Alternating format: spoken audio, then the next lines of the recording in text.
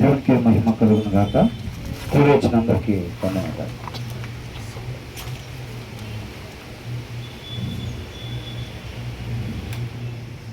మన శుక్రవారం ఏం ధ్యానించుకున్నాం? 25వ అధ్యాయం. మొదటి సమూయేలు గ్రంథం 25వ అధ్యాయం. దాంట్లో ఏం నేర్చుకున్నాం మనం? నాబాలు అబీగైలు. నాబాలు ఏమో మోటివాడు, అబీగైలు ఏమో సుబుద్ధి గలది. అయితే దావీదు గొర్రెబొచ్చు కత్తిరిస్తున్నారని, నాబాలు వాళ్ళ ఇంటి దగ్గర అలా సెలబ్రేషన్ చేస్తున్నారని దావీదు విని వాళ్ళ పనివారిని పంపిస్తే, తను మీకు తోచినంత సహాయం మాకు చేయండి అని నాబాల్ దగ్గరికి వచ్చి అడిగితే తనేమో ఏమి సహాయం చేయడు. ఇంటికి వెళ్ళిన తర్వాత మళ్ళీ ఒకసారి దాన్ని ధ్యానించిన వాళ్ళు ఉన్నారా? ఓకే, దేవునికి మహిమ కలుగును.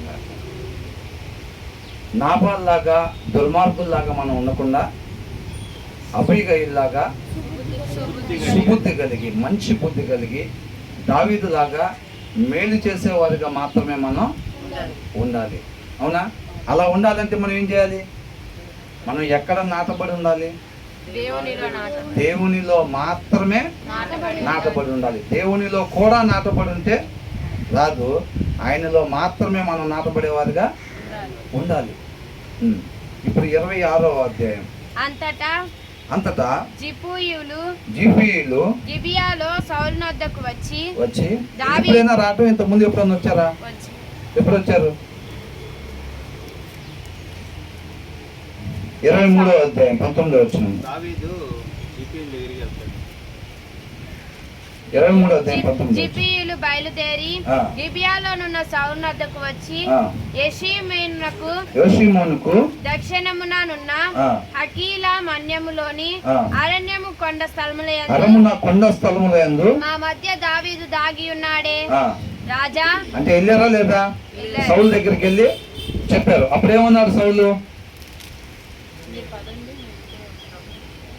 ఈసారి వెళ్ళి ఖచ్చితంగా మీరు కనుక్కోండి, తను ఎంతో కుయుక్తిగా ప్రవర్తిస్తున్నాడని నాకు తెలిసింది. నేను మీతో పాటు సైన్యాన్ని తీసుకొని వచ్చాడంటే తను అక్కడి నుంచి వెళ్ళిపోవచ్చు. కాబట్టి తను ఎక్కడున్నాడో ఖచ్చితంగా మీరు కనుక్కొని నాకు సమాచారం ఇస్తే ఈసారి నేను మీతో తప్పకుండా వస్తానని చెప్పాడు. అవునా? దాని తర్వాత మధ్యలో 25వ అధ్యాయం చూసాం. తర్వాత 26వ వచనంకి మళ్ళీ వీళ్ళు సౌలు దగ్గరికి వెళ్ళారన్నమాట. దావీదు యెషూమేను ఎదుట హకీలా మన్యములో దాగి ఉన్నాడని తెలియజేయగా సౌలు లేచి ఇశ్రాయేలీయులలో ఏర్పరచబడిన 3000 మందిని తీసుకొని జీపు అరణ్యములలో దావీదును వెదుకుటకు జీపు అరణ్యమునకు పోయెను. దావీదును వెతకడానికి సౌలు ఎంత మందిని తీసుకెళ్లాడంట? 3000 మందిని తీసుకుని వెళ్ళాడు. దావీదు దగ్గర ఎంత మంది ఉన్నారు? 600 మంది ఉన్నారు మొత్తం. అవునా? 400 మంది ఏమో దావీదుతో పాటు వెళ్ళారు. 200 మంది సామాన్ దగ్గర ఉన్నారంట. 600 మందితో యుద్ధం చేయడానికి ఎంతమందిని తీసుకెళ్తున్నాడు ఆయన? 3000 మందిని తీసుకుని వెళ్తున్నాడు. ఎందుకని? సౌలుకి దావీదు సంగతి తెలుసుగా. ఏమని? దావీదు 10,000 కొలది చంపగలుగుతాడు. ముఖ్యంగా దేవుడు తోడుగా ఉన్నాడు అన్న విషయం సౌలుకి తెలుసు. అన్నాడా లేదా? ఇంతకు ముందు ఏమన్నాడు? దేవుడు నీకు తోడుగా ఉన్నాడన్న విషయం నాకు తెలుసు అన్నాడు. దేవుడి రాజ్యం నీకు ఇస్తున్నాడన్న సంగతి కూడా నాకు తెలుసు అన్నాడు. అయినా ఆయనలో ఉన్న ఇష్టం చంపుకోలేక ఏం చేస్తా ఉన్నాడు? దేవుడితో విరుద్ధంగా పోరాటం చేస్తా ఉన్నాడు. దావీదుతో దేవుడు తోడుగా ఉన్నాడు అని అంటే దావీదుతో సౌలు యుద్ధం చేస్తున్నాడు అంటే ఎవరితో చేస్తున్నట్టు? దేవుడితోటే విరోధంగా పోరాడటానికి సిద్ధపడతా ఉన్నాడు. ఎందుకని? విధేయత చూపించలేక. అవునా కదా? అదే కుటుంబంలో నుంచి వచ్చిన యోనాతాను ఏం చేశాడు? విధేయత చూపించి నువ్వు రాజు అవుతావు, ఖచ్చితంగా దేవుడు నీకు తోడుగా ఉన్నాడు, నేను నీకు సహకారం అవుతాను, మా నాన్న నిన్నేమి చేయలేడు, నువ్వేం భయపడద్దని దేవుడిని బట్టి ధైర్యపరుచున్నట్టుగా దీంట్లో రాస్తుంది. కానీ సౌలు విధేయత చూపించగలిగాడా? చూపించలేకపోయాడు. అంటే తనలో ఉన్నది నేను రాజుగానే ఉండాలి, ఎప్పటికీ నేను రాజుగానే ఉండాలి, అదే కదా అనుకున్నాడు. వీళ్ళు వచ్చి పాటలు పాడినప్పుడు ఏమనుకున్నాడు? రాజ్యం తప్ప నా దగ్గర తను ఏం తీసుకోగలుగుతాడు అని అప్పటి నుంచి విషపు చూపు నిలబెట్టాడంట. అంతేనండి. దానివల్లే సమస్తం. అసలు దేవుడి ఉద్దేశం ఏంటి? సౌలుని రాజుగా చేయటం వెనకాల దేవుడి ఉద్దేశం ఏంటి?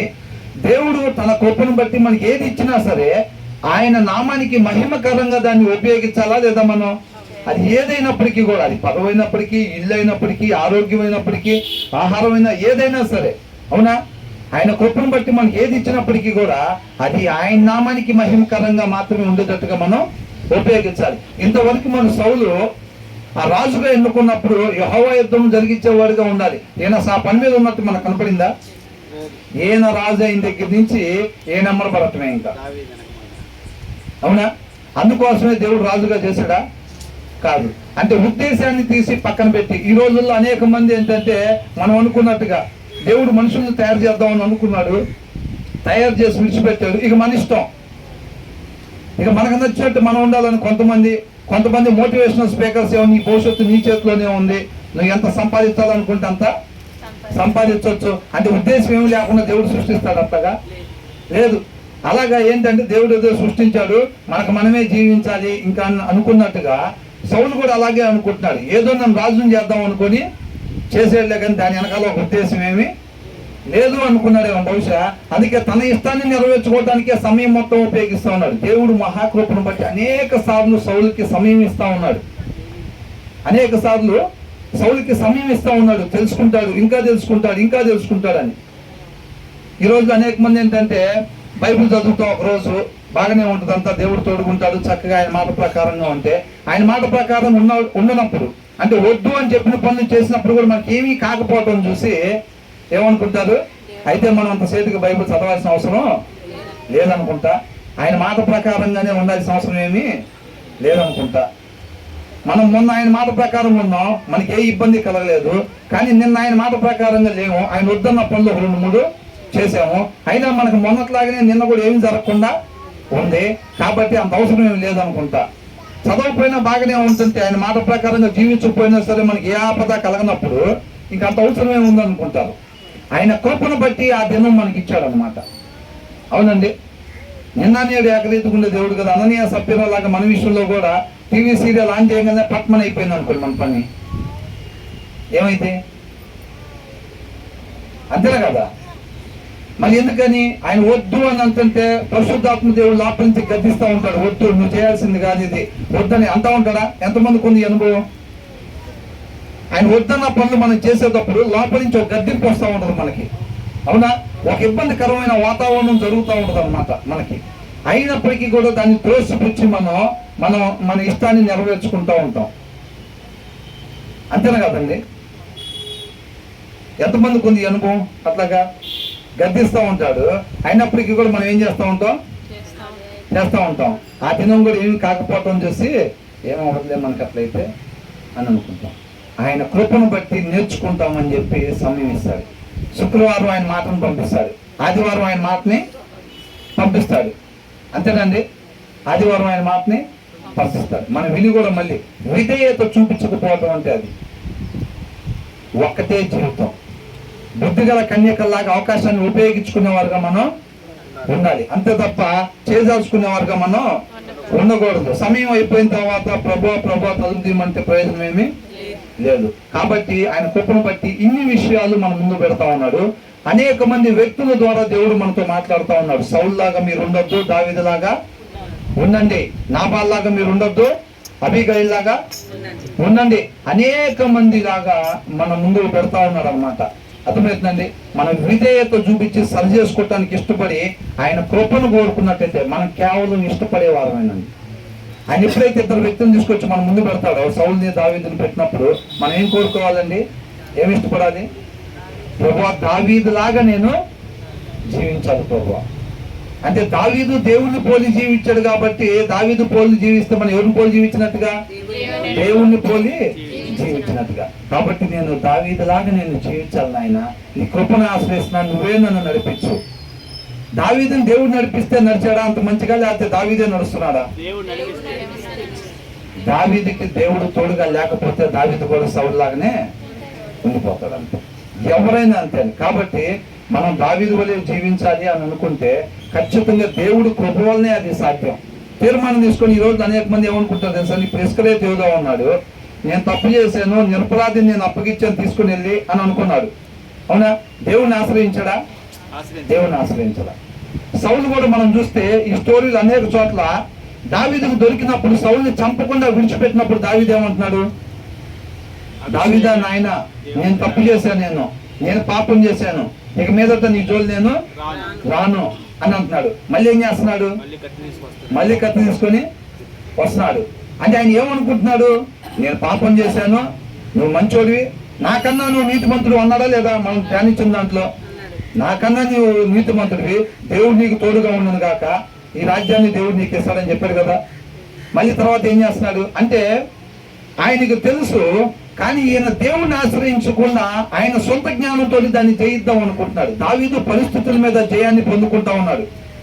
అంటే మరణానికి అడుగు మాత్రం దూరంలో ఉంచిన దావీదుని, అంత శత్రువుని ఎదుర్కొన్నప్పుడు దావీదు చంపకుండా ఉండగలుగుతున్నాడు. అవునా? అంటే ఆ పరిస్థితి మీద జయాన్ని పొందుకోగలుగుతున్నాడు. కానీ సౌలు కూడా అనుకుంటున్నాడు, నువ్వు నాకన్నా మంచోడివి, నీదే కరెక్ట్, నేను పాపం చేశాను, నేను ఇక మీద ఇట్లా ఉన్నాను, నీలాగా ఉంటాను అని అన్నాడు. కానీ మళ్ళీ కత్తి తీసుకొని వెంబడపడుతున్నాడు. ఈయన ఎందుకు అనుకున్నా చేయలేకపోతున్నాడు? పౌలు గారు ఒక మాట చెప్పారు, నేను ఒకటి అనుకుంటున్నాను కానీ ఇంకొకటి చేస్తున్నాను. అంటే నా శరీరంలో పాపపు నియమం ఒకటి నాకు కనపడతా ఉంది, దాన్ని జయించాలంటే మన అవయవాల్లో పాపపు నియమం ఉంది, దాన్ని జయించాలంటే ఎవరి వల్ల అయిద్దంట? వాక్యమై ఉన్న దేవుడి వల్లనే అయిద్దనంట. ఆ వాక్యం అంతా మనలోకి ప్రవేశించి మన మూలుగుల్లోకి సైతం, ప్రాణాత్మ దేహాల్లోకి సైతం అది ప్రవేశించి అక్కడ మన వాక్యాన్ని అనుసరించేటట్టుగా చేసేది వాక్యం మాత్రమే చేయగలిగితే, అది ఏ వ్యక్తి వల్ల స్వతహాగా కాదు.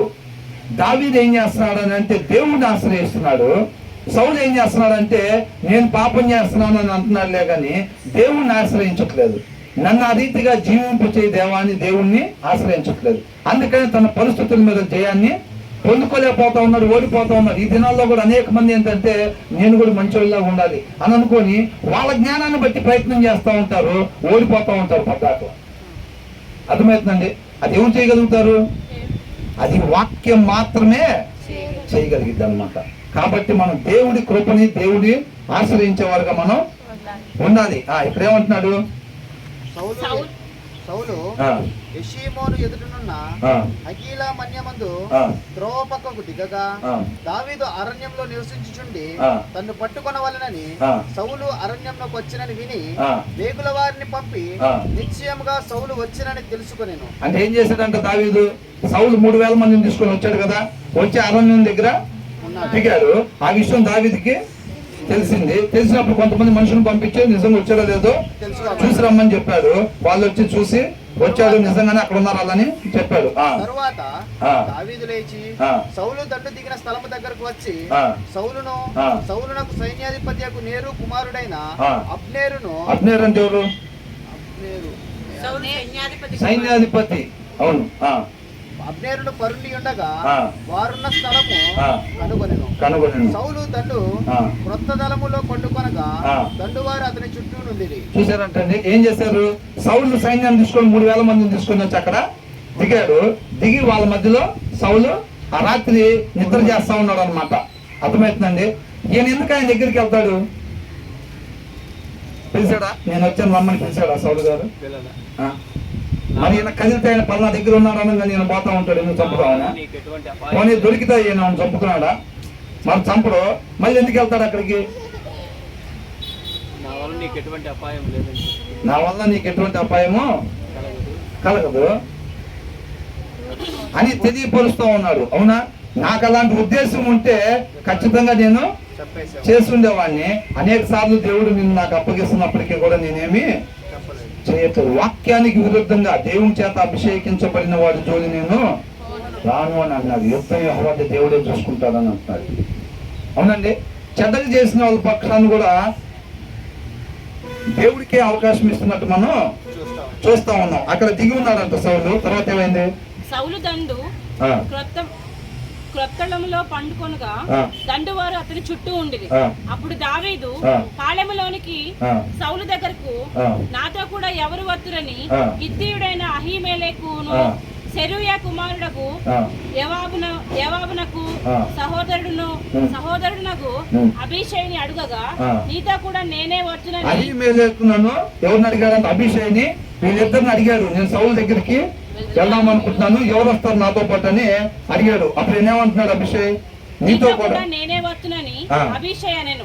దావీదును అభిషేయును రాత్రి వేళ ఆ జనుల దగ్గరకు పోగా సౌలు దండు క్రొత్తళంలో పండుకొని నిద్రపోవచ్చుండెను. అతని ఈటె అతని తలగడ దగ్గర నేలను నాటి ఉండెను. అబ్నేరును జనులను అతని చుట్టూ పండుకొని ఉండేది. అప్పుడు అభిషేక్ దావీదుతో, దేవుడు ఈ దినమున నీ శత్రువును నీకు అప్పగించెను. ఎవరు అంటున్నారు ఈ మాట? అభిషేక్ అంటే ఎవరు? దావీదుకి సైన్యంలో ఉండే లీడర్స్ లో ఒకరు, అవునా? అప్పుడు అభిషేక్ దావీదుతో, దేవుడు ఈ దినమున నీ శత్రువుని అప్పగించెను కాబట్టి నీ చిత్తమైతే ఆ ఈటలో ఒక పోటు పొడిచి ఆ ఈటతో ఒక పోటు పొడిచి నేను అతని భూమికి నాటివేతును. ఒక్క దెబ్బతోనే పరిష్కారము చేతుననగా దావీదు నీవు అతని చంపకూడదు. యెహోవా చేత అభిషేకము నొందిన వారిని చంపి నిర్దోషియగుట ఎవనికి సాధ్యము? సౌలు అయితే ఏమన్నారండి? దేవుడు ఆయనకి తోడుగా ఉన్నాడు, దేవుని ఆత్మ నా దగ్గర నుంచి వెళ్ళిపోయింది, కానీ దావీదుకి తోడుగా ఉంది కాబట్టి దావీదు మీద నా చెయ్యి పడకూడదు, ఫిలిస్తీన్లకి అప్పగిద్దాం, ఫిలిస్తీన్ ద్వారా దావీదు మరణం చెందేటట్టుగా చేద్దామని చెప్పి ప్లాన్ మార్చుకున్నాడు. అవునా? ఆపేసాడా ప్లాన్? ఏమన్నా మనసు మార్చుకున్నాడా? అట్లాగేమి లేదు. ఆయనకి కీడు రాకుండా ఏంటంటే ఫిలిస్తీన్ ద్వారా ఆయన్ని చంపించాలని దేవుడికి తెలియదండి. ఎవరు చంపించారు, ఏ ఉద్దేశంతో జరిగింది దేవుడు తెలియదా? అంతరంగం ఎరిగిన వాడు దేవుని దగ్గర మనిషి జ్ఞానాన్ని ఉపయోగిస్తా ఉన్నాడు. అనేక చోట్ల జరుగుతూ ఉంది సౌలు దగ్గర. అయినా సరే తన ఆలోచన ఏమాత్రం కూడా మార్చుకోకుండా అదే పద్ధతిని కొనసాగిస్తా ఉన్నాడు. అప్పుడేం చెప్పాడు? అమాలేకిని నశింపజేయమంటే నేను మొత్తాన్ని చంపేశాను, అవునా? నేను మొత్తాన్ని చంపేశాను, కాకపోతే మన వాళ్ళు బలి ఇవ్వటానికి అని చెప్పి తీసుకొచ్చారని చెప్పి ఒక మనిషి దగ్గర చెప్పినట్టుగా దేవుని దగ్గర చెప్తున్నట్టుగా మనం చూస్తా ఉన్నాం అన్నమాట. ఈ దినాల్లో అనేక మంది మనం కూడా అనుకున్నాం కదా, మన జ్ఞానాన్ని దేవుడి దగ్గర ఉపయోగించి అటు నిత్య జీవం కావాలి, ఇటు లోకంలో కూడా సుఖ సౌకర్యాలు కావాలని మనం కోరుకుంటా ఉంటాం. అలాగే అంటాడు సౌలు, అట్లా అనేవాడు అన్నాడు. కానీ దావీదు ఏమంటున్నాడు? చంపితే నాకు ప్రాబ్లం అయితే, కానీ నువ్వు చంపను అన్నాడా? ఏమంటున్నాడు? ఆయనే అంటున్నాడు, దేవుడు నీ శత్రువు నీ చేతికి అప్పగించాడు, నాకు ఒక అవకాశం ఇస్తే ఒక్క పోటుతోనే, ఇంగ్లీష్ లో నాట్ ద సెకండ్ వన్ అని ఉంది, అంటే రెండో పోటుకు కూడా అవకాశం లేదు, ఫస్ట్ దాంట్లోనే చంపేస్తాను అంటున్నాడు. అవునా? మరి ఇప్పుడు అట్లా చెప్తుంటే దావీదు ఏమన్నాడు? నీవు అతన్ని చంపకూడదు,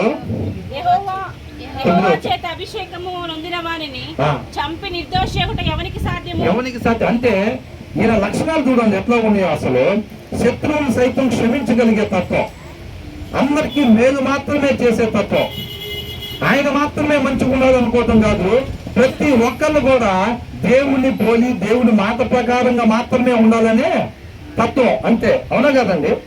ఇప్పుడు దేవుడు ఏమనుకుంటున్నాడు? యేసుక్రీస్తు వారి మీద ఆయనకు ఉన్న భారం మనందరం కూడా రక్షింపబడాలి, యుగ యుగాలు తండ్రితో పాటు తనతో పాటు ఉండాలనే భారం ఆయనకు ఒకరు పెట్టలేదంట, ఆయనగా కలిగి ఉన్నారంట. అర్థమవుతుందండి? ఇప్పుడు మనం కూడా అందరూ బాగుండాలనే వర్షంలో మనం ఉండాలి తప్ప, కొంతమంది ఏంటంటే మన వరకు ప్రార్థన చేసుకోవాలి, అవునా? మన వరకు ప్రార్థన చేసుకోవాలి, మన వరకు మన పిల్లల వరకు వాక్యాన్ని చదువుకోవాలి. అవతల పిల్లలు కనిపించారు అనుకోండి, నాన్న బైబిల్ చదువుతున్నావా, బాగా చదవాలమ్మా అని ఎంతమంది హృదయపూర్వకంగా చెప్తారు.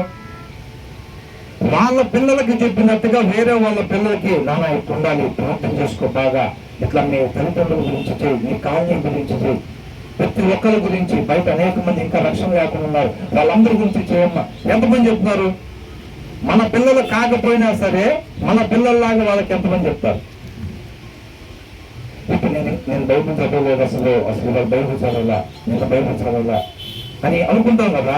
అక్క పక్కన అక్క బైబిల్ చదువుతున్నావా, మనం బాగా బైబిల్ చదవాలి అక్క, మనమే ఈ లోకానికి వెలుగు ఎగిపోయి ఉన్నాం, మనమే వెలగాల్సిన రీతిలో వెలకపోతే, అవునా, అందుకని ఇంత ఆలస్యం, ఇంకా ఇంత చీకటి లోకంలో ఉంది అని మనం పక్కన వాళ్ళతో చెప్తున్నావా? కామ్గా సైలెంట్గా కొన్ని పనుందిగా ఇంటికి వెళ్ళి ఒక 5 అధ్యాయుల రోజులు చదవాలి. ఏంటి ఇందాకెళ్ళి ఏంటి అంత అర్జెంట్ పని మీద, చిన్న పని మీద వెళ్ళాను. ఎందుకని? ఆమె చెప్తే ఒకవేళ ఆమె కూడా ఇంటికి వెళ్ళి చదివితేమో మళ్ళీ, అంతేనా? చెప్తారా? అట్లా చెప్తారా? అట్లా చేసేవాళ్ళు దేవుళ్ళు నాటబడి ఉండేవాళ్ళేనా? కాదు.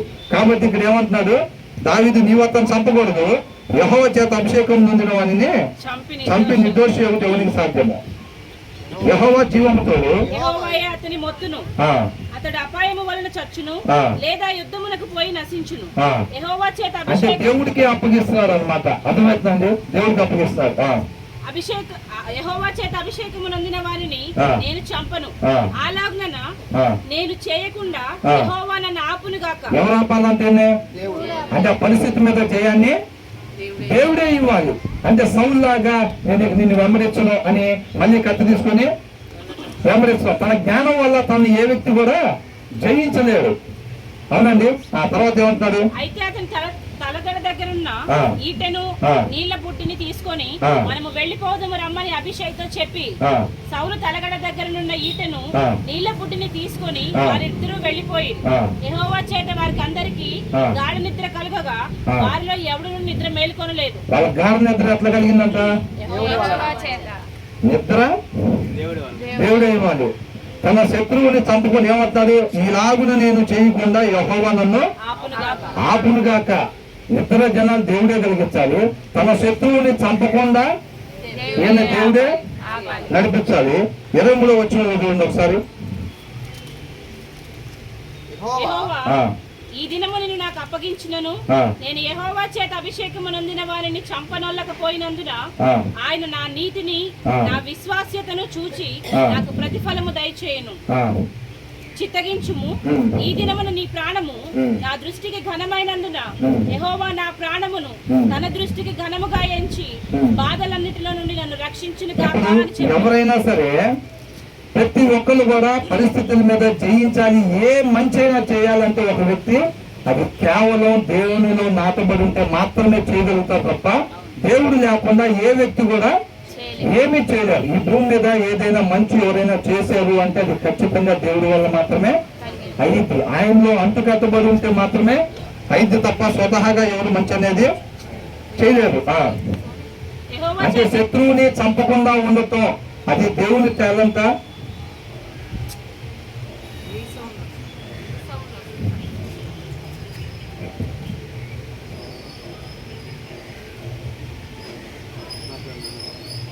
హల్లెలూయా, హల్లెలూయా.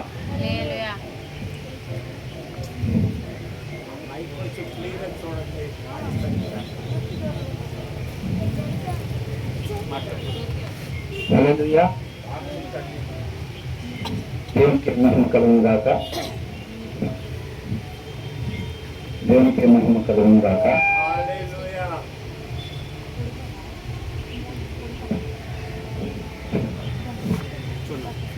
Praise the Lord. Praise the Lord. Hallelujah. Hallelujah. ఇక్కడ ఏమంటున్నాడు? వారికి గాఢ నిద్ర కలుగజేసినందువల్ల ఎవరు నిద్ర మేల్కొనలేదు. ఎవరు కూడా నిద్ర మేలుకోలేదంట. ఎప్పుడు? దావీదు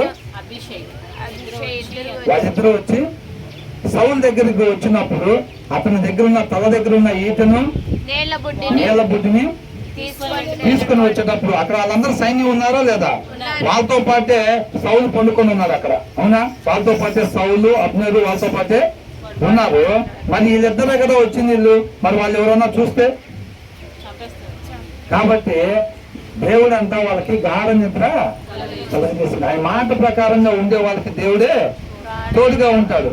ఇప్పుడు మనం నాబాలు భార్య ఉంది కదండి, అబీగైలు. తనకు తెలియదు దావీదు మనుషులను పంపించినట్టుగా తెలియదు కాబట్టి తన సహాయం చేయలేకపోయింది. దావీదుకి ఆ విషయం తెలియక వీళ్ళందరినీ కూడా సంహరిద్దామని చెప్పి మనుషులను తీసుకొని వస్తా ఉన్నాడు. కాబట్టి అప్పుడు అలా చంపుంటే గనక దానికి సమాధానం చెప్పుకోవాల్సి ఉండేది కదా. ఆయన మాట ప్రకారంగా జీవించేవాడు కాబట్టి ఇది చూడాలండి, ఆయన మాట ప్రకారంగా జీవించేవాడు కాబట్టి ఆయన తప్పు చేయకుండా ఎవరు కాపాడారంట? దేవుడే కాపాడాడంట. అవునా? ఆయన మాట ప్రకారంగా ఎవరైతే జీవిస్తా ఉంటారో వాళ్ళు తప్పు చేయకుండా ఎవరు చూస్తారు? దేవుడే చూస్తాడు వాళ్ళు తప్పు చేయకుండా. అంతేనా కదండి? ఆయన మాట ప్రకారంగా మనం జీవించకపోతే ఏం చేస్తాడు? దేవుడు విడిచిపెట్టేస్తాడు. అప్పుడు వాళ్ళకి నచ్చినట్టుగా వాళ్ళు జీవించేటప్పుడు తీర్పుకి గురవుతారు. అంతే కదండి? కాబట్టి ఆయన మాట ప్రకారంగా జీవించే వారికి దేవుడు ఎల్లప్పుడూ తోడుగా ఉంటాడు. వాళ్ళు ఏ పాపం కూడా చేయకుండా దేవుడే వారిని రక్షిస్తాడు. తర్వాత ఏమంటారు? ఎవడును వచ్చి వారిని చూడలేదు, జరిగిన దాన్ని గుర్తుపట్టేవాడు ఒకడును లేడు. తరువాత దావీదు అవతలకు పోయి దూరముగానున్న కొండ మీద నిలిచి ఉభయుల మధ్యను చాలా ఎడముండగా జనులను నేరు కుమారుడైన అబ్నేరును వినున్నట్లు అబ్నేరు మాట్లాడవా అని కేక వేయగా కేకలు వేసి రాజును నిద్రలేపు నీవెవడవని అడిగాను. రాజుని నిద్రలేపు నీవెవడవని అడిగాను. అందుకు దావీదు మగవాడవు కావా? ఇశ్రాయేలీయులలో నీ వంటి వాడెవడు? నీకు యజమానుడగు రాజునకు నీవెందుకు కాపు కాయకపోతివి?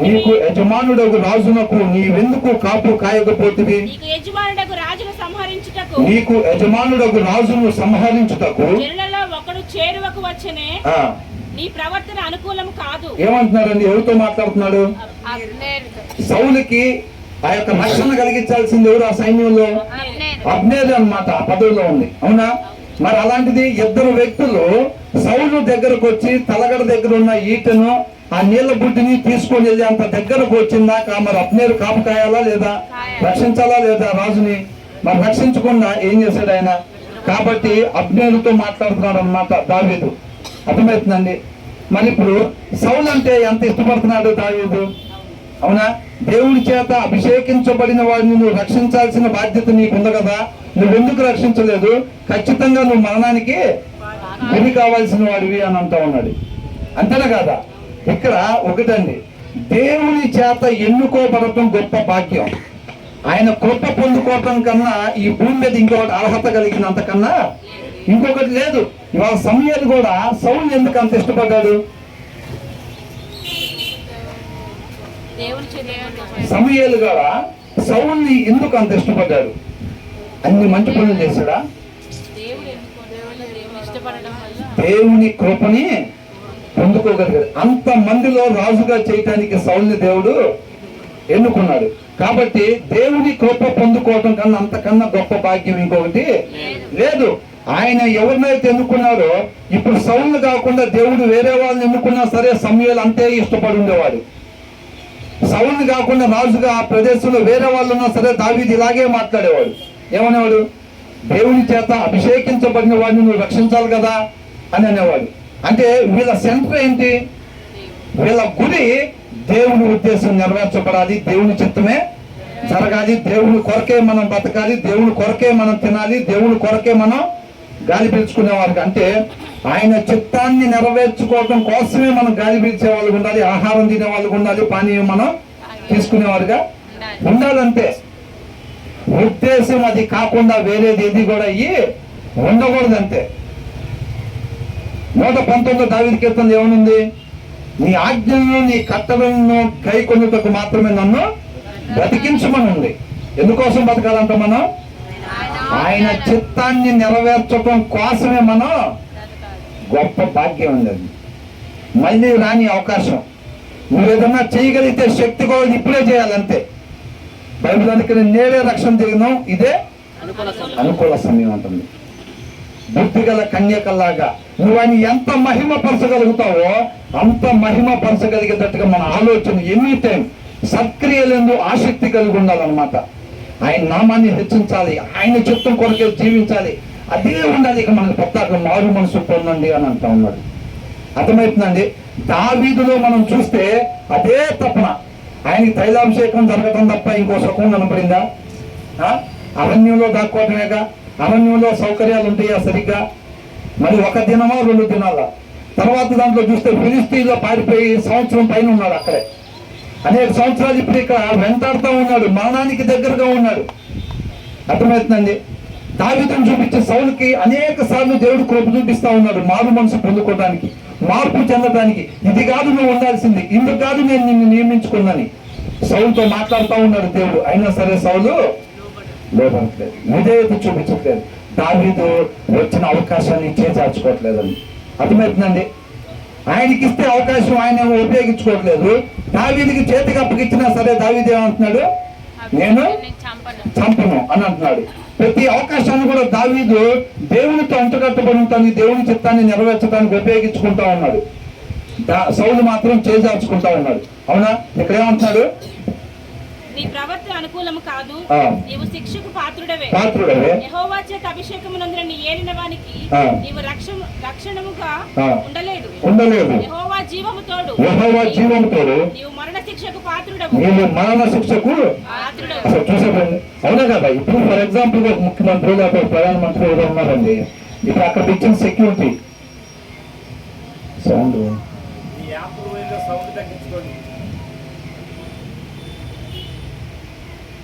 హల్లెలూయా హల్లెలూయా. చాలు. నీవు మరణ శిక్షకు పాత్రుడవే. ఇక్కడ ఏమంటారు, ఇప్పుడు ఒక ముఖ్యమంత్రి ఉన్నారండి, ఆయన దగ్గర మెయిన్ గా ఉండే పోలీస్ సెక్యూరిటీ పెట్టుకుంటారు కదా, మెయిన్ గా ఉండే అతను డీజీపీనో లేకపోతే ఎవరో ఉంటారు కదా సంరక్షణ చేయాల్సిన వాళ్ళు. ఒకవేళ దగ్గరగా అటాక్ జరిగే పరిస్థితి వచ్చింది అనుకోండి, మరి ఆయన ఉంచుతారా తీసేస్తారా? ఆయన తీసేస్తారు కదా. అవునా? ఇప్పుడు అట్లాగే ఏదైనా తప్పిదం ఉంటే ఆయన చేయాల్సిన రక్షణ ఆయన చేయలేకపోతే ఆయన ఉద్యోగం నుంచి తీసేస్తారు. అందుకని ఇక్కడ ఏమంటున్నాడు, నీవు మరణ శిక్షకు పాత్రుడవు. రాజు యొక్క ఈట ఎక్కడ ఉన్నదో చూడుము, అతని తలగడ దగ్గరనున్న నీళ్ల పుట్టి ఎక్కడనున్నదో చూడుము అని పలికెను. సౌలు దావీదు స్వరము ఎరిగి ఏంటంటే ఈ లోపల ఏమైందంట, సౌలు నిద్ర లేచాడు అనమాట. ఆయన కుమారుడే దావీదా నా కుమారుడు అని అంటాడు లెగిస్తే మాత్రం. అవునా? మళ్ళీ చేతిలో ఈటు పట్టుకొని వస్తాడు, అంతే కదా. అంటే నామకార్థ క్రైస్తవులు లాగా అనుకుంటా. Praise Lord brother, praise Lord sister. కొత్త చీర కట్టుకొచ్చింది అక్కడి నుంచి, బాగానే డబ్బులు వస్తున్నట్టున్నాయి. అంతేనా? దావీదా నా కుమారుడా అంటాడు, దగ్గరికి ఏం పర్వాలేదు అని అంటాడు. వస్తే అట్లాగే ఆలోచన లోపల దావీదుకి, ఇప్పుడు సౌలుకి ఒక అలవాటు ఉంది. ఏంటది?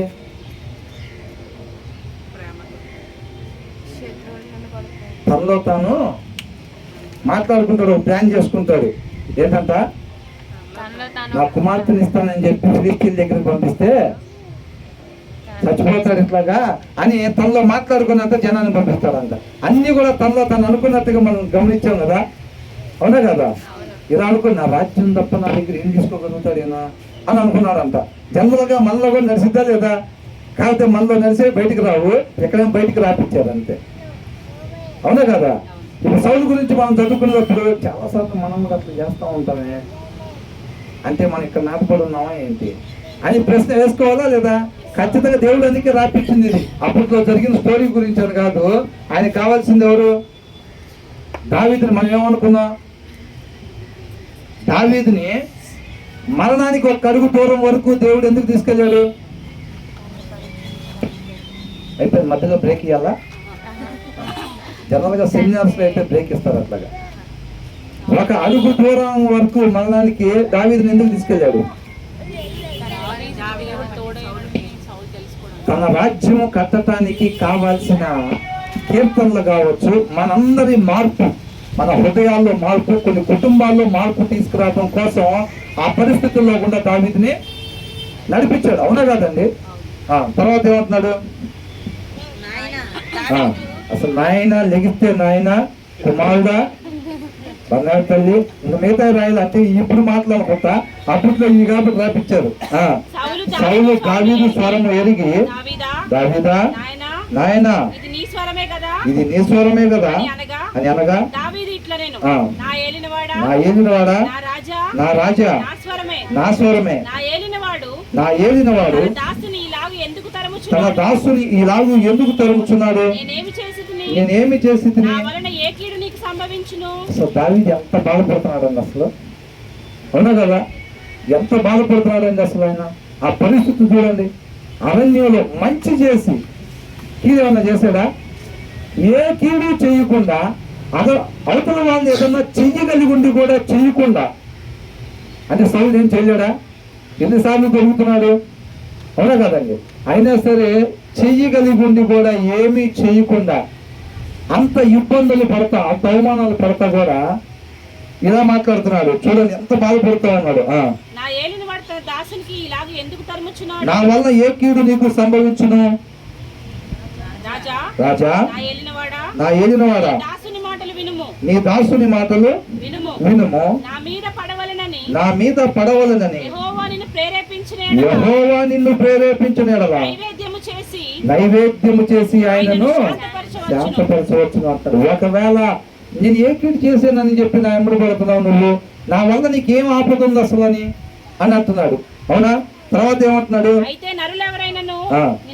ఒకవేళ దేవుడే నీకు చెప్పాడా నన్ను వెంబడించమని, నైవేద్యం చేసేదానికి శాంతిపరచాను అంటున్నాడు. అవునా కదండి? ఒకవేళ అదే దేవుని చిత్తం అయితే గనక ఖచ్చితంగా నువ్వు అదే పని చెయ్యి అని అంటున్నాడు. ఒకవేళ అది దేవుడి చిత్తం కాకుండా నరుల ఎవరైనాను వాళ్ళంతా వాళ్ళెవరో నాకు చెప్పాలి సంగతి నేను చూసుకుంటాను అంటున్నారా? సరే, నువ్వంటే యెహోవా చేత అభిషేకించబడినవాడు, నీ తోడు వాడు, నిన్నెవరు ప్రేరేపిస్తున్నారో వాళ్ళ పేర్లన్నా చెప్పాలి సంగతి నేను చూసుకుంటాన్నారా? ఏమన్నాడు? శాపగ్రస్తు. ప్రతిదీ కూడా నాకు తెలిసింది ఒకటేనండి, ఆయన కాదని ఏది కూడా, అది అసలు దేవుడి లక్షణం. అదంతే. యేసుక్రీస్తు వారు ఏమన్నారు? నా ఇష్టాన్ని నెరవేర్చుకోవడానికి నేను రాలేదు, నన్ను పంపించిన నా తండ్రి చిత్తాన్ని నెరవేర్చడానికి నేను వచ్చాను. ఆయన చెప్పిన పని ఏదైతే ఉందో అది చేసి ఆయన భూమి మీద ఆయన మహింపరిచాను అంటున్నాడు. అవునా? ఈయనలో ఉండే లక్షణం కూడా చూడండి, ఈయన అక్కడ ఇక్కడ యాస్ తీసుకున్నట్టుండే అని అనిపించింది మనకి. అర్థమవుతుందండి? ఏనేమంటున్నాడు? నేను వాళ్ళ సంగతి చెప్పు, వాళ్ళని అభిషేకించలేదు కదా, వాళ్ళ జోలిని పోవచ్చు అని అంటలేదండి. దేవుడే చూసుకుంటాడు వాళ్ళ సంగతి, దేవుడే చూసుకుంటాడు నీ సంగతి కూడా. అవునా? నేను ఉండాల్సిన రీతిగా నేను ఉండాలి. వాక్యాన్ని అనుసరించడమే నా జీవిత విధానం తప్ప ఇక వేరొక విధానం నా జీవితంలో ఉండనే వద్దు అని అనుకుంటున్నాడు. అంతే. మనం కూడా అదే కావాలండి. దేవుడు మనం అదే నేర్చుకోవాలని మనకి అన్ని కూడా నేర్పిస్తా ఉన్నాడు. నీవు దేశమును విడిచి అన్య దేవతలను పూజించమని నాతో చెప్పి యెహోవా స్వాస్థ్యమునకు హత్తుకొనకుండా నన్ను వెలివేయించున్నారు. అస్సలు అడవిలో ఉన్నానని, నేను రాజునిగా దేవుడు నన్ను ఎన్నుకున్నాడు, అయినా మంచి ఆహారం ఇవన్నీ కూడా మంచి సౌకర్యాలు లేవునైనా బాధపడట్లేదండి. ఆయనకు లోపల ఉన్న బాధ ఏంటో తెలుసండి. ఏమంటున్నాడు?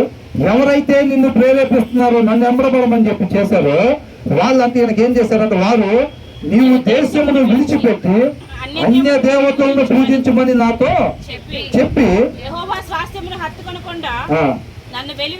అది ఆయన బాధ. యెహోవా స్వాస్థ్యం ఎవరు? యాకోబే ఆయన స్వాస్థ్యం. అవునా? ఎవరంట? యాకోబు. అసలు ఈయన యెహోవా స్వాస్థ్యానికి అంటిపెట్టుకొని ఉండాలి. అది అట్లాంటి వ్యక్తులకి, ఆ జనాభానికి నన్ను దూరం పంపించేసి అన్య దేవతలను పూజించమని చెప్పి నన్ను పంపించారు వాళ్ళని బాధ. ఆయన దేవుని చిత్తం కొరకు ఉపయోగపడాలి. దేవుడి జనాంగం అయినా ఆయన ఎవరైతే ఇష్టపడి ఎన్నుకున్నారో ఆ జనాంగం మధ్యలో ఈయన ఉండాలి, వాళ్ళకి మేలు చేయాలి, వాళ్ళతో హత్తుకుని ఉండాలని ఇష్టపడతా ఉన్నాడు. ఈయనకు అది అంతేతప్ప సరైన సౌకర్యాలు లేవు, ఇబ్బంది పడుతున్నాను, భయపడుతున్నాను అనేది కాదు. ఏమంటున్నాడు ఈయన? నీవు దేశంను విడిచి అన్య దేవతలను పూజించమని నాతో చెప్పి నన్ను వెలివేయించున్నారు. అది నన్ను కలిసి వేస్తుంది లోపల అని చెప్తా ఉన్నాడు. అర్థమైందండి?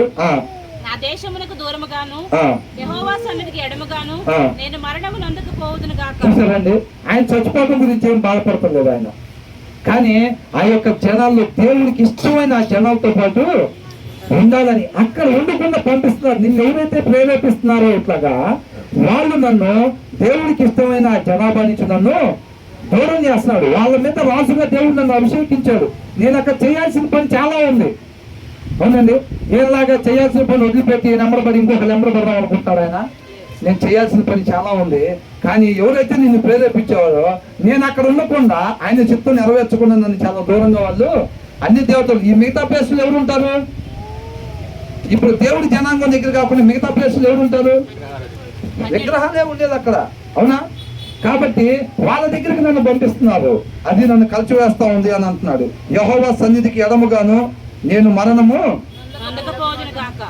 ఒకడు పర్వతముల మీద కౌజు పిట్టను తరిమినట్టు ఇశ్రాయేలు రాజువైన నీవు మిన్నల్ని వెతుకుటకై బయలుదేరి వచ్చితివి అని అంటున్నారు. చూసారండి, ఈ మాటల అర్థం ఏంటండి? అసలు ఇశ్రాయేలు రాజువైన నీవు చేయాల్సిన పని చేయకుండా దాన్ని విడిచిపెట్టి వచ్చి మిన్నల్లినైన నన్ను తరుముతా ఉన్నావు అని అంటున్నాడు. అంటే చేయాల్సిన పని చేయకుండా వేరే దానికోసం జీవిస్తా ఉన్నాడు అనమాట సౌలు. అనేక సార్లు దేవుడు సమయం ఇచ్చేది కానీ ఆయన సద్వినియోగం చేసుకోవట్లేదు, ఆయన కృపను బట్టి. ఒకసారి 2 సార్లు ఎన్నిసార్లు చెప్తున్నాడండి ఇప్పటికీ, అవునా? ముందు దావీదుని తీసుకొచ్చి ముందుకు పెడుతున్నాడు. నువ్వు అలా ఉండాలి, ఇలా కాదు, అలా ఉండాలి, ఇలా కాదని దేవుడికి చెప్తా ఉన్నాడు దేవుడు. అయినా సరే తను వినట్లేదు. తర్వాత ఏమంటున్నాడు? కామనేగా ఏనంట, ఎప్పుడు ఆయన దొరికితే చంపేస్తే రేపు 2వ రోజు అంటారు, చూసారా? అట్లాగా చంపకపోతే మాత్రం ఇంకెమ్మట ఆ కోర్టు దొరుకుంటారు. అక్కడున్న కోర్టు దొరుకుని నేను పాపం చేసి తిని ఈ దినమున నా ప్రాణము ఈ మాటలు అంత ముందు కూడా చెప్పాడుగా. అంత ముందు గృహలో దొరికినప్పుడు కూడా సేమ్ డైలాగులు చెప్పాడు. ఉన్నాడా? ఒక అధ్యాయం అడ్డు అంతే నాబాలు. మళ్ళీ అమ్మటి జీపీలు వచ్చి పలానా దగ్గర ఉన్నారు అనగానే 3000 మందిని తీసుకుని మళ్ళీ బయలుదేరిపోయాడు. తర్వాత ఏమంటున్నాడు?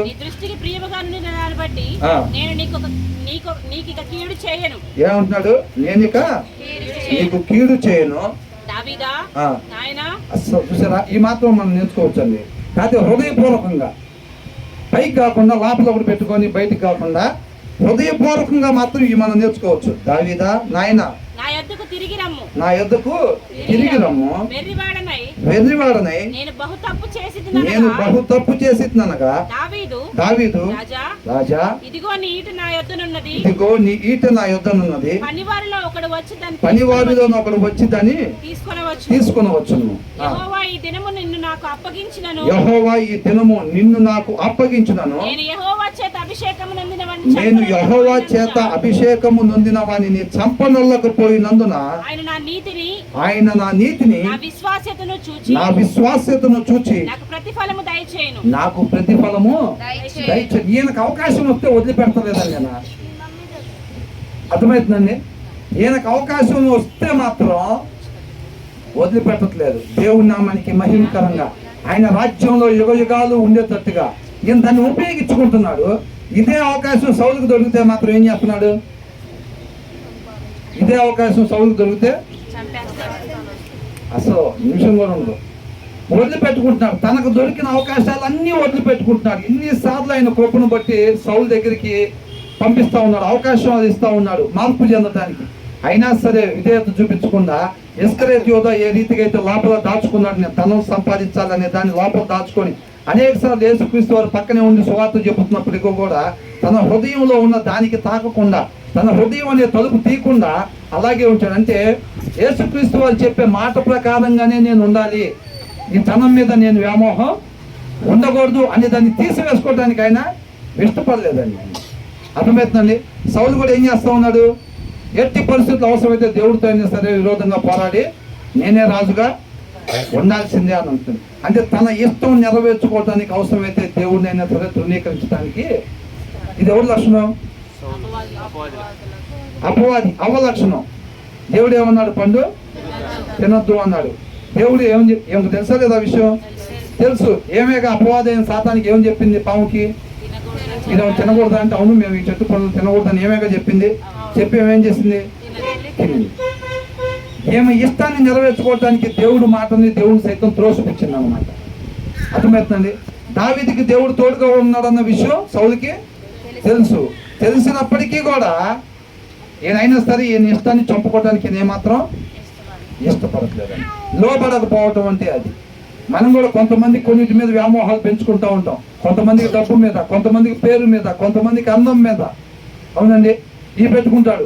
ఆ అంశాల మీద దేవుడు తన కృపను బట్టి కొన్నిసార్లు మనతో మాట్లాడుతుంటే, శుక్రవారం ఆదివారం మాట్లాడుతుంటే దాని రోజు మాత్రం అది మాత్రం తిందేవా నువ్వు మిగతా చెప్పిన కొన్ని తీసేసుకున్నా కదా నేను, అది మాత్రం నేను ఎప్పటి నుంచో ఉంచుకున్నాను. నేను ఏంటంట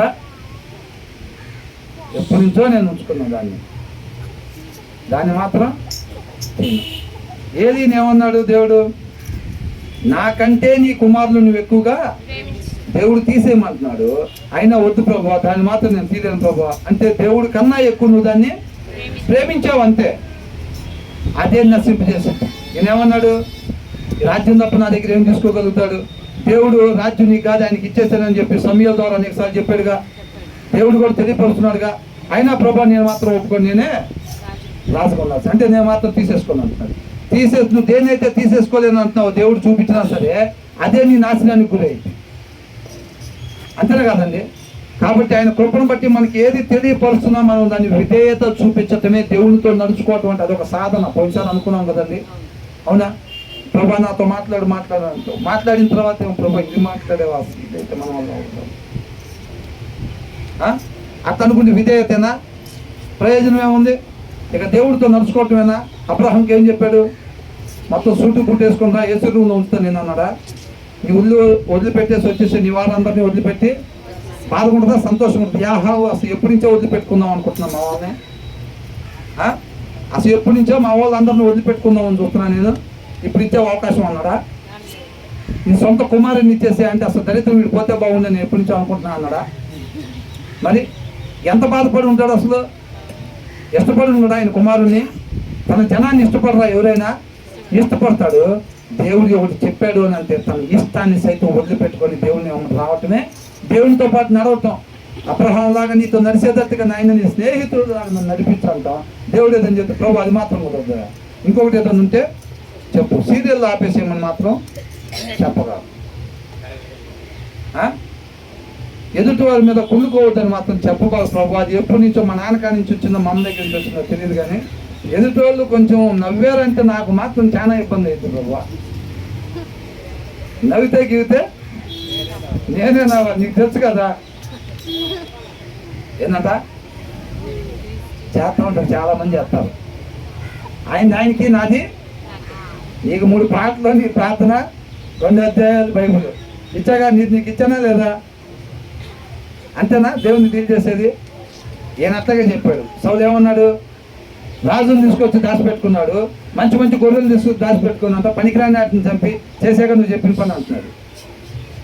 అంగీకరిస్తాడా దేవుడు అట్లాగా? అసలు అంగీకరించడు. ఇక్కడ ఏమంటున్నాడు? నేను అవకాశం దొరికింది ఉపయోగించుకున్నాడు.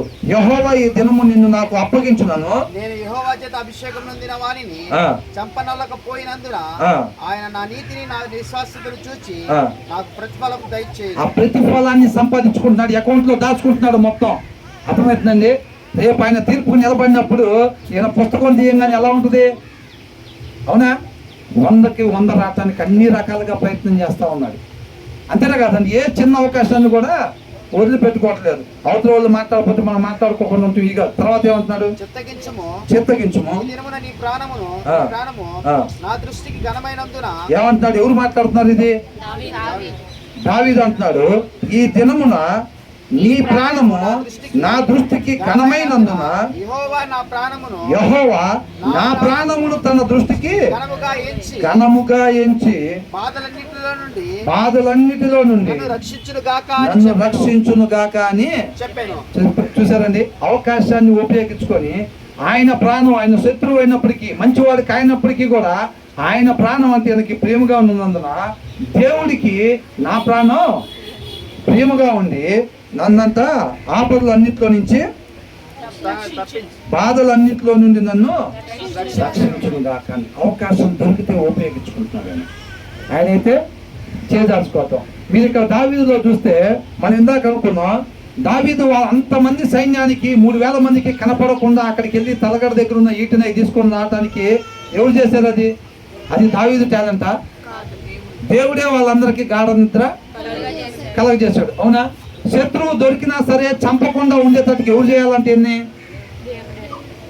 అదే ఇందాక మనం చూసింది 11వ వచనంలో ఏమనుంది? అలాగున నేను చేయకుండా చేత అభిషేకం యెహోవా నన్ను ఆపునుగాక. అంటే శత్రువు దొరికినా సరే చంపకుండా ఉండేటట్టుగా ఎవరు చేయాలంట? దేవుడే దేవుడే చేయాలి. వాళ్ళకి గాఢ నిద్ర దేవుడే కలగజేయాలి. ఈయన బాధలన్నింటిలో నుంచి బయటికి దేవుడే 24 వచనంలో ఏమనుంది? చిత్తగించుము. ఆ, ఈ దినమున నీ ప్రాణము నా దృష్టికి ఆ, ఘనమైనందున ఆ. యెహోవా నా ప్రాణమును ఆ. తన దృష్టికి ఘనముగా ఎంచి ఆ. బాధలన్నిటిలో నుండి బాధలన్నిటిలో నుండి నన్ను రక్షించును గాక అని చెప్పెను. అంటే ఈయనకున్న బాధల్లో నుంచి ఈయన బయటపడతాడంట. దేవుడే బయటపడేయాలా? దేవుడే బయట దేవుడే ఈయన బయటపడేయాలంట. అవునా? తన శత్రువు దొరికినప్పుడు ఈయనకైనా చంపకుండా ఉండగలిగే శక్తి ఈయనకు ఉందంట.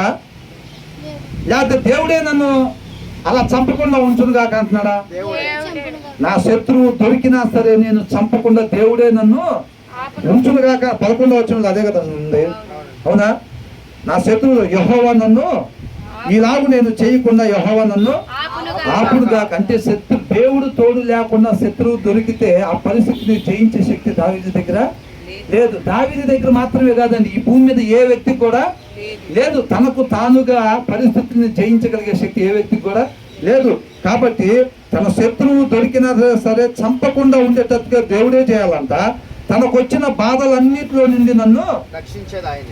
దేవుడే నన్ను రక్షించును గాక, బయట ఏను గాక అని అంటున్నాడు. ఈయన దొరకకుండా వాళ్ళందరికీ గాఢ నిద్ర ఎవరు కలుగజేయాలంట? అంటే సమస్తం దేవుడే చేయాలి. అంటే దావీదు జీవితంలో చేసిన సమస్తం కూడా ఎవరు చేశారు? దేవుడే చేశాడు. అంటే తన జీవితం మీద అధికారం దేవునికి అప్పగిచ్చాడు. అర్థమవుతుందండి? నా ఇష్టం కాదు, నా పట్ల నీ చిత్తమే జరగాలి అని అంటాడు. ఈ మాట ఎవరు అన్నారు? యేసుక్రీస్తు వారు అన్నారు. ఏమన్నారు? సాధ్యమైతే ఈ గిన్నె తీసే, ఆయనను నా చిత్తం కాదు నీ చిత్తమే జరుగుతుంది కాక అని అంటాడు. అంటే దావీదు తన జీవితం ద్వారా ఏం తెలియపరుస్తున్నాడు? ఏమంటున్నాడు? నా ఇష్టం కాదు, నా పట్ల ప్రతిదీ కూడా పౌలు గారు చెప్పినట్టుగా దేవుడు లేకుండా ఏ మంచి కూడా నేనేమి చేయలేనని చెప్తా ఉన్నాడు. తర్వాత ఏమంటున్నాడు ఇక్కడ? అందుకు సౌలు దావీదా నాయనా నీవు ఆశీర్వాదం నీవు ఆశీర్వాదం పొందుదువు గాక, నీవు ఘనకార్యములను పూనుకొని విజయము నందుదువు గాక అని ఆ. దావీదుతో అనెను. ఒకవేళ ఏం చెప్పకపోయినా జరిగిద్దా లేదా? అది ఆయన మాట ప్రకారంగా ఉండే వాళ్ళకి దేవుడు ఖచ్చితంగా తోడుకుంటాడుగా.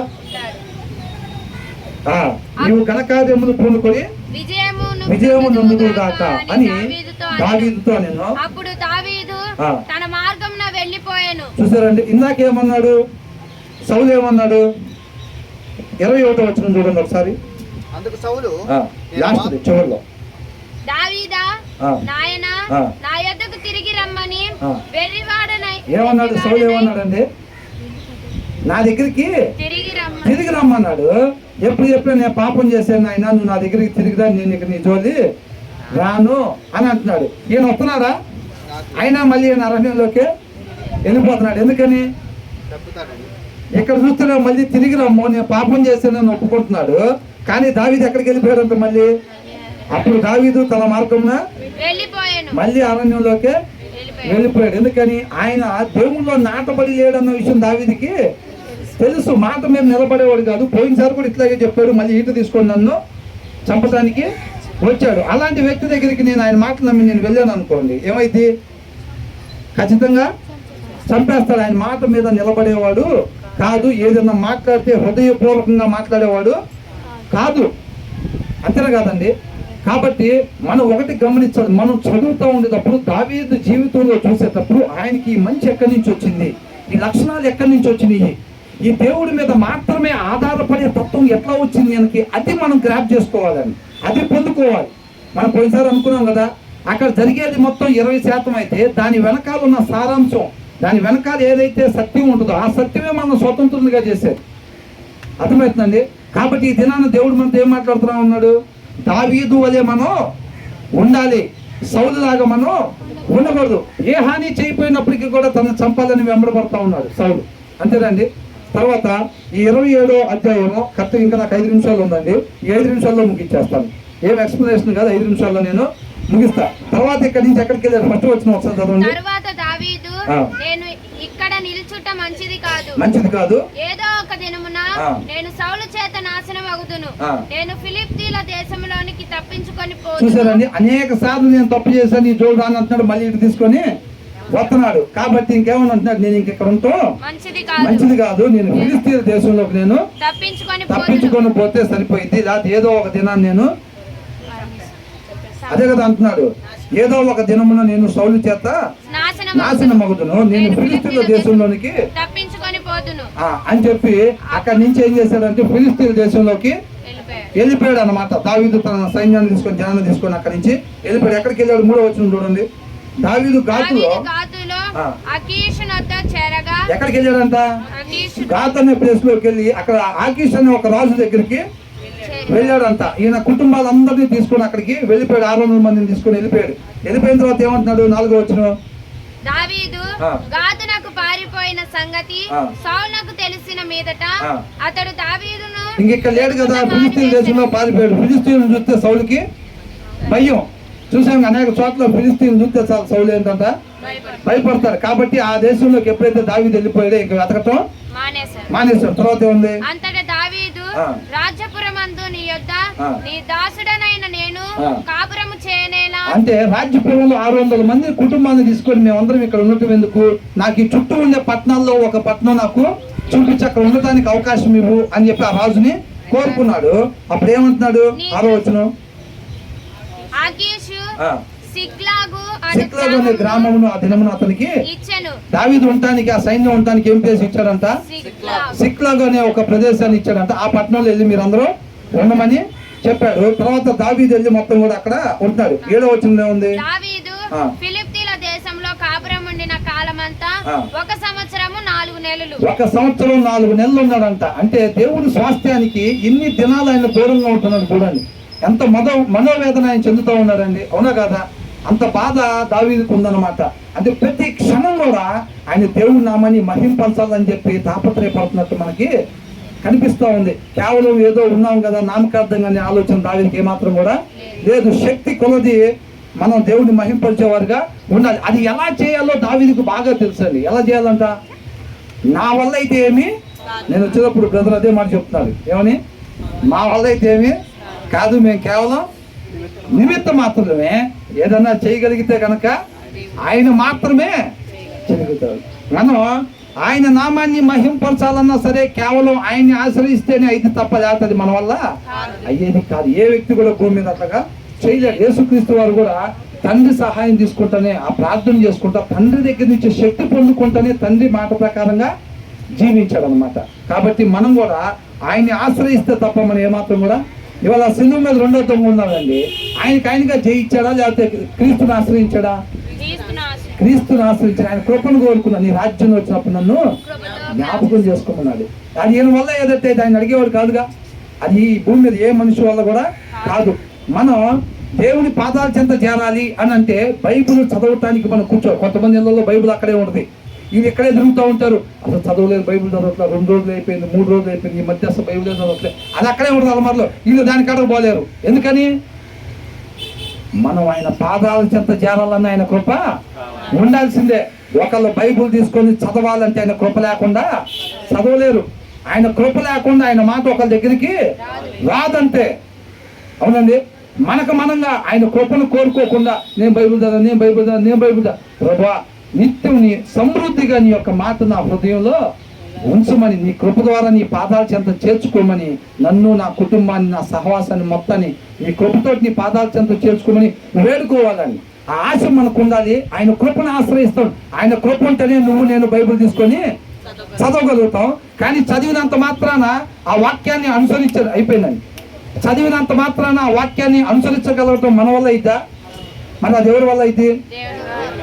అది దేవుని వలన మాత్రమే అయితే. మన శరీరంలో ఉన్న పాపపు నియమాన్ని జయించాలంటే అది కేవలం వాక్యమైన దేవుడి వల్ల మాత్రమే అయింది. మన హృదయం అనే తలుపు తీయాలి. అంటే ఆయన కృపను బట్టి ఆయన పాదాల చెంత చేర్చుకున్న తర్వాత, బైబిల్ చదివేటట్టుగా మనం ఆయన నడిపించుకున్న తర్వాత, మనం ధ్యానించేటప్పుడు ప్రభు నువ్వు ఈ రీతిగా ఉండమని నాతో మాట్లాడుతున్నావు ప్రభు, నాకు అర్థమవుతుంది, నేను ఆ రీతిగా మాత్రమే ఉండేటట్టుగా నీ కృపతో నడిపించిన ఆయన అని ఆ విన్న దాన్ని చదివిన దాన్ని అనుసరించాలన్నా సరే ఆయన కృపనే కోరుకో. తెలుసుకోవాలంటే మళ్ళీ అంత మాత్రమే కాదు, మనం అనుసరిస్తా అనేక మందిని ఆయన మార్గంలోకి నడిపించాలంటే కూడా అది మన వల్ల అయ్యే పని కాదు.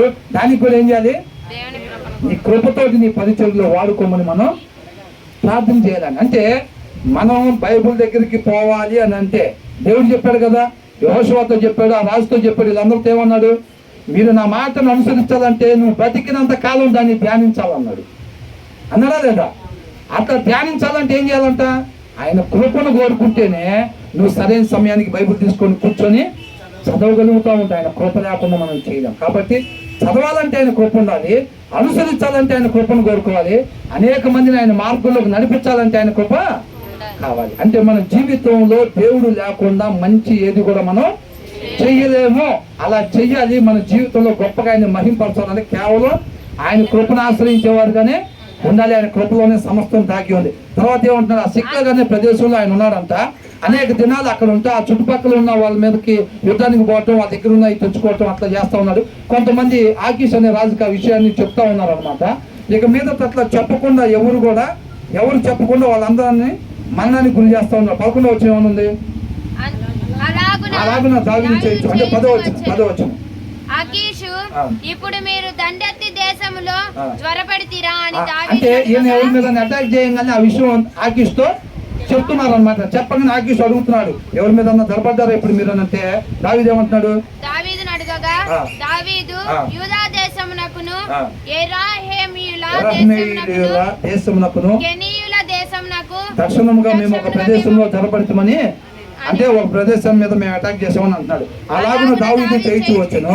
అతడు ఫిలిష్తీయుల దేశంలో నివసించినంత కాలం ఈ ప్రకారముగా చేయునని తమను గురించి వారు చెప్పుదురేమో అని గాతుకు వర్తమానము తేగల మగవాడినైనను ఆడదానినైనను దావీదు బ్రతకనీయలేదు. ఆ సమాచారం ఇవ్వకుండా ఎవరైతే ఇస్తారనుకున్నారో వాళ్ళందరినీ కూడా చంపేశాడు.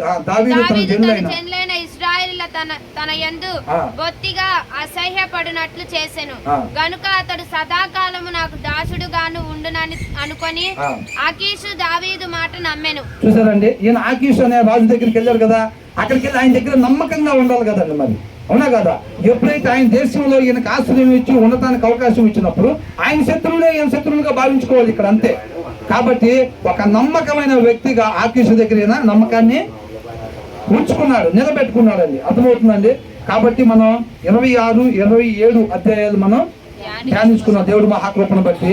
కాబట్టి మనం కేవలం విని విడిచిపెట్టే వారిగా కాకుండా దావీదులాగా దేవుడు మహాకృపను బట్టి మనకిచ్చే ప్రతి సమయాన్ని కూడా, ప్రతి అవకాశాన్ని కూడా దేవుడు నా మహిమ కొరకు, దేవుడి చిత్తాన్ని మాత్రమే నెరవేర్చేదానికి ఉపయోగించుకునే వారిగా మనం ఉండాలి. సౌలులాగా దేవుడు ఇచ్చిన అవకాశాలన్నీ వదిలిపెట్టుకునే వారిగా మనం ఉండకూడదు. దేవుడికే మహిమ కలుగును గాక.